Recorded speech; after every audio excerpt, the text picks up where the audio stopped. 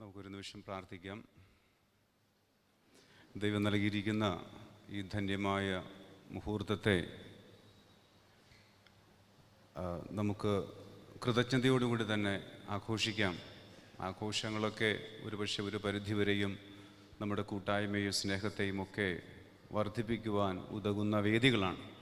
അപ്പോൾ സർവശക്തനായ ദൈവത്തിൻ്റെ അനുഗ്രഹം ഈ നിമിഷം നമ്മുടെ മേൽ നമുക്ക് യാചിക്കാം. പ്രത്യേകിച്ച് മൈക്കിൾ ഏട്ടൻ്റെയും റജീന ചേച്ചിയുടെയും 4 മക്കളുടെയും അവരുടെ കുടുംബത്തിൻ്റെ മേൽ അവരുടെ ബന്ധുമിത്രാദികൾ ഉണ്ടാകുവാൻ നമുക്കൊരു നിമിഷം പ്രാർത്ഥിക്കാം.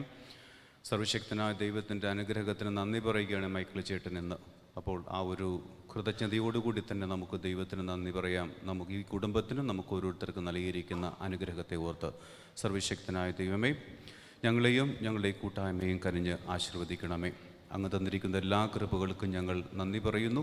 പ്രത്യേകിച്ച് അങ്ങയുടെ ആത്മാവിനെ ഞങ്ങളുടെ ഓരോരുത്തരുടെ മേൽ അയച്ചുകൊണ്ട് ഞങ്ങളുടെ മനസ്സിനെയും ബുദ്ധിയെയും ഞങ്ങളുടെ ജീവിതങ്ങളെയും ഞങ്ങളുടെ സ്നേഹബന്ധങ്ങളെയും ഒക്കെ പരിപോഷിപ്പിക്കുകയും വളർത്തുകയും ചെയ്യണമേ. അതുവഴി അങ്ങയുടെ സ്നേഹം ആസ്വദിക്കുവാനും പരസ്പരം പങ്കുവയ്ക്കുവാനുള്ള വേദിയായി ഈ കുടുംബത്തെയും ഞങ്ങൾ ഓരോരുത്തരെയും കുടുംബത്തെയും മാറ്റണമേ. ഈ കേക്ക് കനിഞ്ഞ് ആശീർവദിക്കണമേ. ഇത് ഭക്ഷിക്കുന്നവരെല്ലാവരും അങ്ങയുടെ സ്നേഹത്തിലും അങ്ങയുടെ മാധുര്യവും അങ്ങയുടെ വചനവും അങ്ങയുടെ ആത്മാവിൻ്റെ മാധുര്യവും നുകർന്നുകൊണ്ട് അങ്ങയുടെ രാജ്യത്തിന് വേണ്ടി ജീവിക്കാനുള്ള കൃപാവരം കൊടുക്കണമേ. സർവശക്തനായ ദൈവമേ, അങ്ങ് നൽകിയ എല്ലാ അനുഗ്രഹത്തിനും നന്ദി പറഞ്ഞുകൊണ്ട് ഈ കുടുംബത്തെ, മൈക്കിൾ ചേട്ടൻ്റെയും അദ്ദേഹത്തിൻ്റെ കുടുംബത്തെയും അങ്ങയുടെ കരങ്ങളിൽ സമർപ്പിക്കുന്നു. പിതാവിൻ്റെയും പുത്രൻ്റെയും പരിശുദ്ധാത്മാവിൻ്റെയും നാമത്തിൽ ആമേൻ. ഈ സുന്ദര സുദിനത്തിൽ ഞങ്ങൾ ഒന്നായി നേർന്നിടുന്നു.